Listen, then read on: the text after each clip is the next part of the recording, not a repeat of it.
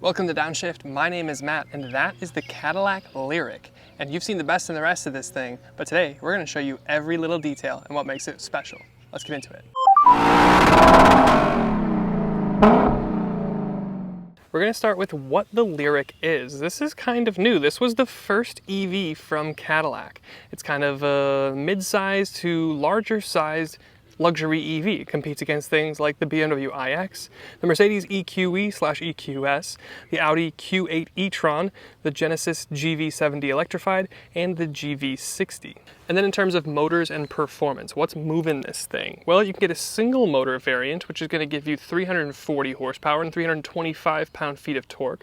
That'll get you 0 to 60 in just over 6 seconds, or you can go with what we have here. For an extra $3,500, which is less than the leather package, by the way, you'll get dual motors and all-wheel drive and 500 horsepower and 0 to 60 in just under 5 seconds. And yes, it feels just as quick as it suggests. But this is an EV, so let's talk about EV stuff, like range and charging. Now, every Lyriq is going to get the same size battery, 102 kilowatt hours. Every Lyriq is also going to get a heat pump as standard, so it's going to not use as much of the battery. It's going to be more efficient to use power to heat the cabin, especially in the winter. And your charger is obviously on your front driver's side fender. You push the Cadillac logo, as you saw, electrically whirs itself down. Now, the single motor variant is good for 312 miles of range, but the dual motor only sacrifices 4 miles of range at 308. However, when I went to this thing on a full charge, it was showing 340 something miles of range. And that's pretty impressive. That's real world testing. That's what the car is estimating based on real world performances. And just in general, only a 4-mile penalty is really impressive to add in all-wheel drive capability. And then in terms of efficiency, it's doing about 89 MPGe. The range numbers from what I've seen this week have been pretty accurate as well. And it charges pretty quickly for not being an 800 volt architecture. You can charge up to 76 miles of range in about 10 minutes. Of course, that's at max load. And I can charge on my level 2 EMPORIA at home in under like 10 hours. So that is pretty good. If you want a level 2, you're gonna want a level 2, I should say. There's a link down in the description for some discount on an EMPORIA, which is what I've got, and I love it. But then in terms of drivetrain, suspension perhaps, this has passive dampers, so it's not an adaptive set, it's not an air suspension, it is Multilink front and Multilink rear. It does ride pretty well, it just does feel pretty heavy. It's kind of thunky at times. I do think an air suspension would really put this on tier with the segment leader. In my mind is the BMW iX, and I think that would really put this thing on the top. And then in terms of styling, this thing is instantly recognizable as a Cadillac, no? Up here, we've got our radiant red tint coat. This is an extra charge for this paint, but I think it's absolutely worth it. Imagine getting a black Lyriq. How boring would that be? This radiant red is very good. The face does light up and give you all sorts of animations and dances when you approach the car, when you leave. That's a very Audi of it. I do like the vertical runners that Cadillac does, and these little accents on the perimeter of the grille light up, as well as the logo there. From the side you can see we have a pretty long hood, but we'll come in to see our 22-inch wheels. I like the new Cadillac stuff. It does feel kind of like very roaring 20s, like Gatsby-esque, very ornate. I do kind of like that. Now, these 22-inch wheels are still getting over 300 miles of range. That is amazing. It's a pretty big battery, but still pretty good and pretty efficient. There's the profile shape. It is a tapered back sort of roof line, which we'll talk about more when we get to the trunk space. But this also has the two-tone roof, which is like $500, I think. And you do have these pop-out fang style door handles. This is different from the debut year last year, where it was almost like a push-button Mach-E style door handle. I do like these better. And they light up, which is kind of cool. Around the side, LED tail bar wraps into your C&D pillar, which is pretty wild. And look at that paint. That looks spectacular. Here's the rear. I do think the best look of this car is the front. The rear starts to get a little bit busy, a little bit weird for me, but you do have that verticality that you had in the front mirrored in the back. Some little staggered lights here. That's your trunk release, which we'll talk about in a second. And it just looks pretty okay, I guess. Better than an iX, better than an EQE. I guess the Audi might be the only better looking one in the segment. And if you were thinking this thing couldn't tow, you would be wrong. Now, all-wheel drive vehicles are rated to tow about 3,500 pounds. If you are gonna get just the single motor, it's not recommended to tow. And then talking about cargo space, there is no frunk up there, but to get into your trunk, it's either hands-free or you can click the little Cadillac logo. That's very Mercedes of them. I do kind of like that. It's pretty dramatic. And then you open up and you see you have a very nice sized trunk back here. 28 cubic feet with the seats up. You've got some LEDs in here, a little 12 volt right here. Otherwise, pretty basic. It's fine. You've got a nice cubby down here for your charger. It's very deep, actually. You've got an SD card slot in there. And you can drop the rear seats from back here. They're not going to come back up. They just electronically release. They're not powered to come back up. But with the rear seats down, you're looking at 21 cubic feet of total space. And that is just about class leading. This is pretty good. This and the BMW are the best in the segment. We get into the rear. Doors open, not quite 90 degrees, but fairly practical as well. Another thing, I do think it would benefit from a sunshade here, would be nice. But look at this, beautiful open pore wood. This works in tandem with your ambient lighting. Very nice speaker grille covers for your EKG, leather wrapped. Look at this, brushed aluminum for your door handle. I mean, this is very ornate stuff. Very, very nice feeling. Easy sill to step into, and then we'll step in. I'm 6'1". This seat is actually kind of artificially far back, but I've got loads of knee room. I've got more knee room here than I'm gonna have in the Audi, in the Mercedes, in the Genesises. It's really, again, this and the BMW, kind of a 2-horse race in this class. And then in terms of headroom, I do need a haircut, so I am brushing, but had I had a haircut, I probably wouldn't brush, so it's close. But the seat comfort is pretty good. You do have mat pockets. Look, even the back of the seat is kind of leather wrapped. This is part of your Napa leather package for $4 grand, I believe it is. You do have climate zone back here. You do have heated seats back here. No cooled seats, obviously vents, and then some chargers with a household outlet in the back as well. And I should probably have this open, but I'll put a B-roll clip in. Panoramic roof, $1,600. Overall, one of the best rear seats in the segment. I mean, look at this detailing. This is really, really nice. With the garnet, little piping and detailing, really, really nice Cadillac. And then checking out the front seats, I guess technically this interior is called Oxford Stone with the garnet, so this is very like burgundy. But look at the detailing, the same perforation and stitching and quilting that you got from the back, but now with EKG speakers in the headrests. Super, super cool. 3-level heated, and of course the controls are on the door, which is very Benz. And the heating is back only, back and rump, and then cooled for your whole seat. You do have 2-level memory, and you even have a massage function. I will say the massage function is, it's nice to have. It's not the best massage function in the world, but it's nice to have. Look at this EKG wraparound. But just the detailing, the exposed wood, the ambient lighting, it's just so nice. Of course, you've got heated steering wheel, and the seats themselves are pretty comfy. Very flat, very wide, but pretty comfy, and of course, lumbar controls as well. And look at this little detailing with the Lyriq in your kick plate. There's that $1,600 pano roof. And it does come back. It vents, but it also comes back to about here. So about halfway. That's pretty nice. Okay, cabin experience and design and materials overall. Very cool interior design. Again, kind of that like roaring 20s feel, very ornate. Lots of textures in here for your aluminum looking plastics. Everything has a texture. It's knurled. It's got a nice little feel up there. The detailing in the leather, as we've talked about, very nice. Open pore wood, all of the best stuff. Very, very cool. This does have the Napa leather package. Again, $4,000. This has the EKG speakers, as we talked about, which is very nice. But you look here, you do have physical controls for your center climate. You've got 33 inches of screen, but you still have physical controls for your climate controls. And you've got a vent on the left, you've got a vent for the center. This is largely for the driver, but you could orient it either way. But the passenger has their own entire passenger side dash vent all to themselves. And that is pretty nice. You can, of course, select either one, wherever you want it to blow. But in this center area, there's a lot of interesting things going on. Now, this has a floating console, which we'll talk more about. This is, I don't know, it's kind of a cheaper plastic. My knee does rest here. I don't love that. And when my knee does rest on here and we go over a bump, it can creak, but it's okay. It's okay. Look down here. This used to be blue. Now it's the garnet to match the seats. Very expensive looking. We do have an extra auxiliary cubby, even leather lined in here. That's something they didn't need to do, but very nice. And then this button here deploys your conventional glove box. So you do have loads and loads of storage up here, which is very nice. Again, look at this exposed wood. Look at the detailing and the knurling right here and even over here. And I do want to talk about the steering wheel because it's very avant-garde looking. It does have all of this kind of gloss black, and you can see there's like smudges from fingerprints and stuff. That's going to be how it is. To be honest, this is one of my less favorite parts, but if this is really one of the least favorite parts about this car, it's really pretty good.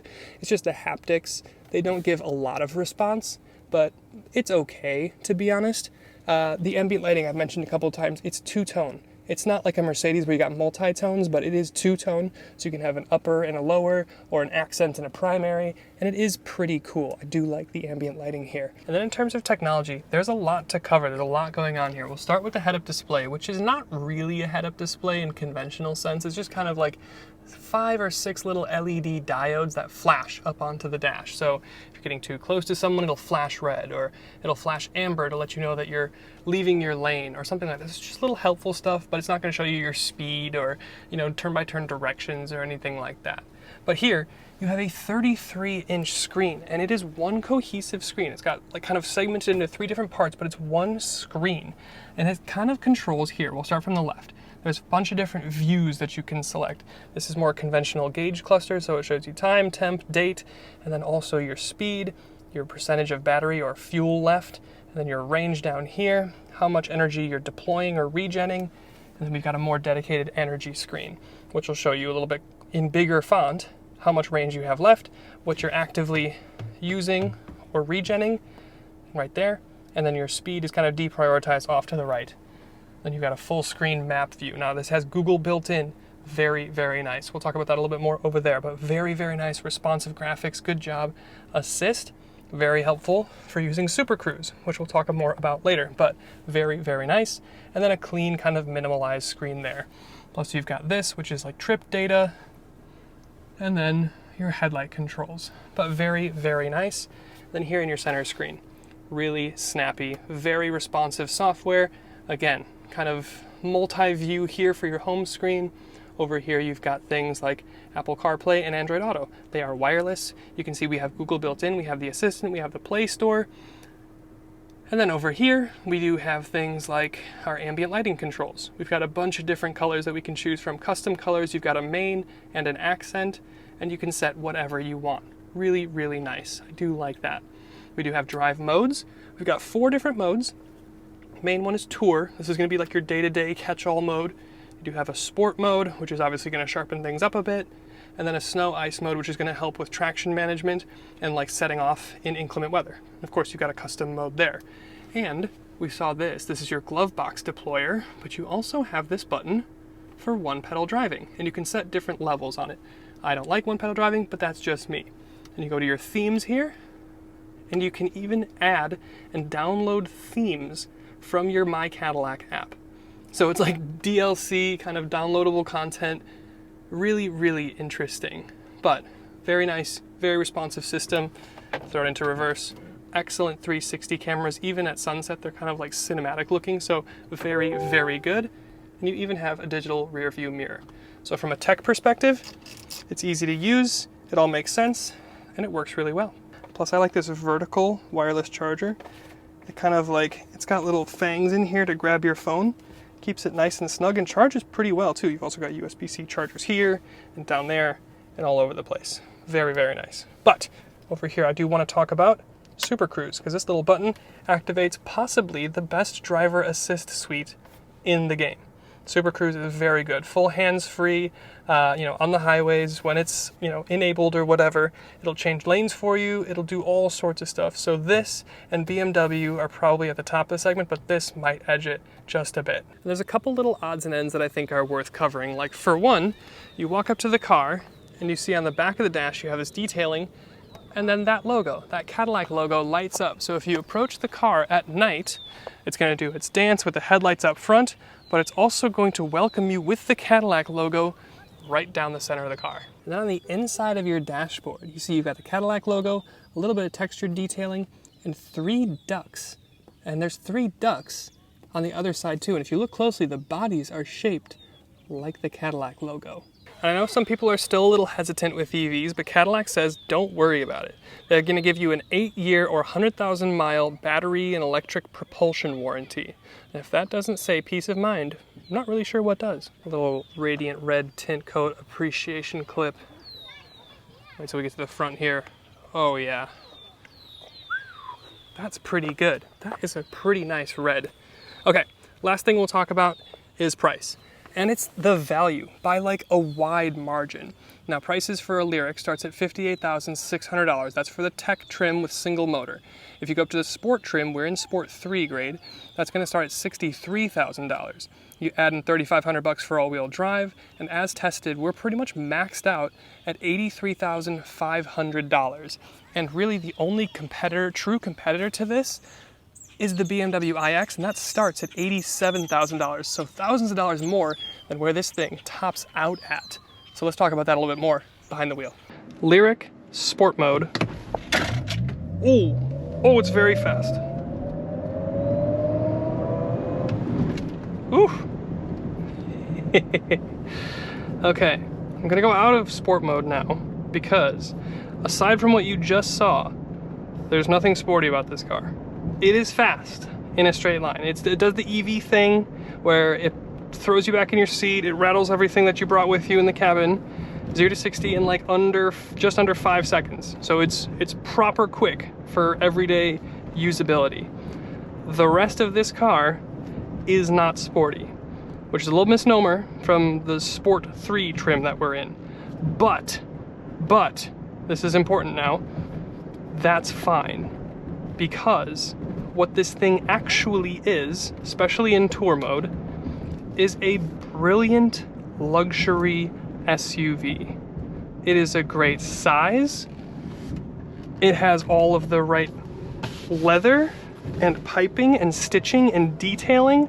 The ride, while it's not an air suspension, it's not an adaptive suspension, the ride makes sense. It strikes a good balance between floatiness and kind of luxury, but also letting you get through a corner. It's easy to see out of, for the most part. The only place that I don't love it is the rear view, but boom, you throw on your digital rear view and it's perfect. So that is really kind of nice. And one of my favorite things, and weirdly one of my wife's favorite things, is what we're about to do here. I am not going to touch the brake. I'm just going to use the regen pedal on the left. Slow it right down. But then here's the thing, turn in, it's a little lazy. Doesn't give you that immediate kind of turn in. The brakes don't give you that immediate bite. Everything is progressive. Everything builds kind of slowly and smoothly. I've found myself, it's weird, I've found myself driving under the speed limit, like kind of a lot this week. I don't know if that's just like, this car has lulled me into such a state of relaxation that I can't be bothered to like drive fast. But everything is luxe. Everything is, it really comes back to the quietness and the refinement in the cabin, because it is so quiet in here. It was like gale force winds the other day, and I drove down the road and I couldn't hear a thing, not a thing. And that's what this car does really, really well. It does the isolation, the refinement better than the Audi, better than the Mercedes, probably better than the BMW. The BMW might ride a little bit better, but this, and especially for the money. I mean, usually between BMW, Mercedes, and Audi, Audi is the value. And the Audi starts at almost $20,000, 20, 3 more zeros, less. This starts less than the Audi by $20,000. That's insane. This fully optioned out Lyriq with over 300 miles of range. By the way, that Audi doesn't get 300 miles of range. This has, in real world, what I've seen, 340 something miles when I took it off the charger this morning. This has the most range, and it's far and away the cheapest. Fully optioned out here at 83 something. We're less than where the BMW iX starts. So value, it's not even close. It's not even close.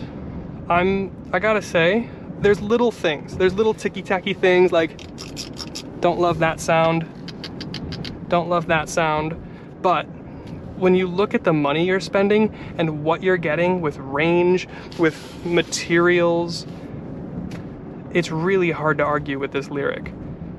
And I gotta say, I'm impressed. I kind of expected to come into this week being like, okay, it's another EV, whatever.